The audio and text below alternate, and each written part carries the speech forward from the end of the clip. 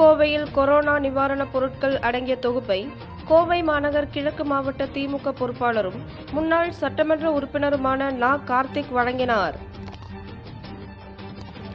தமிழக முதலமைச்சர் மு. க. ஸ்டாலின் உத்தரவின்படியும் அமைச்சர்கள் சக்கரபாணி ராமச்சந்திரன் ஆகியோர் வழிகாட்டுதல் படியும் கோவை மாநகராட்சி 22வது வார்டுக்குட்பட்ட காமராஜபுரம் பகுதியில் அரிசி மற்றும் மளிகை பொருட்கள் அடங்கிய தொகுப்பினை பொதுமக்களுக்கு கோவை மாநகர் கிழக்கு மாவட்ட திமுக பொறுப்பாளரும் முன்னாள் சட்டமன்ற உறுப்பினருமான நா. கார்த்திக் வழங்கினார்.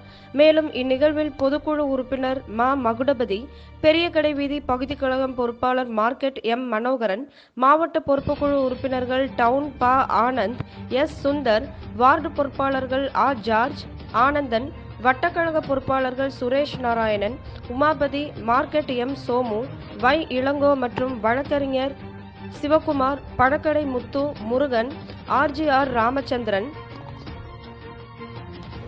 ப. மோகன்ராஜ், மோகன்குமார், கேசவன், எக்ஸ். எம்.சி.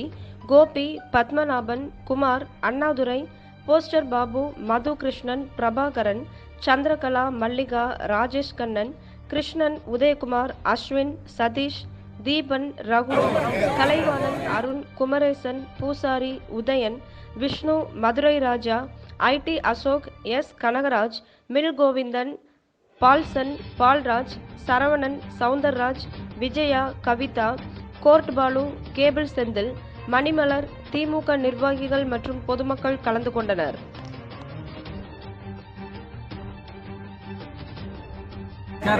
திராவிட முன்னேற்ற கழகத்தினுடைய அன்பு தலைவருடைய வேண்டுகோளுக்கு இணங்கவும் தமிழக உணவுத்துறை அமைச்சர், மாண்புமிகு தமிழக வனத்துறை அமைச்சர், திராவிட முன்னேற்ற கழகத்தினுடைய இளைஞரணி செயலாளர் ஆகியோரது வழிகாட்டுதல் படி ஒருங்கிணைந்த கோவை மாவட்டத்தில் கொரோனா பேரிடர் காலத்தில் பாதிக்கப்பட்ட மக்களுக்கு உணவுப் பொருட்களை வழங்கி அந்த மக்களை பாதுகாக்க வேண்டும் என்று மாண்புமிகு முதலமைச்சர் அவர்கள் விடுத்த அந்த வேண்டுகோளுக்கு இணங்க 10.17 லட்சம் குடும்பங்களுக்கு உணவுப் பொருட்களை அரிசி, பருப்பு, சர்க்கரை உள்ளிட்ட எண்ணெய் உள்ளிட்ட 7 வகையான அந்த உணவுப் பொருட்களை வழங்கக்கூடிய அந்த திட்டத்தை மாண்புமிகு முதலமைச்சர் அவர்களும் மாண்புமிகு கழகத்தினுடைய இளைஞரணி செயலாளர் அவர்களும் தொடங்கி வைத்தார்கள். அதனுடைய தொடர்ச்சியாக ஒருங்கிணைந்த மாவட்டம் முழுவதும் வழங்கப்படுகிறது.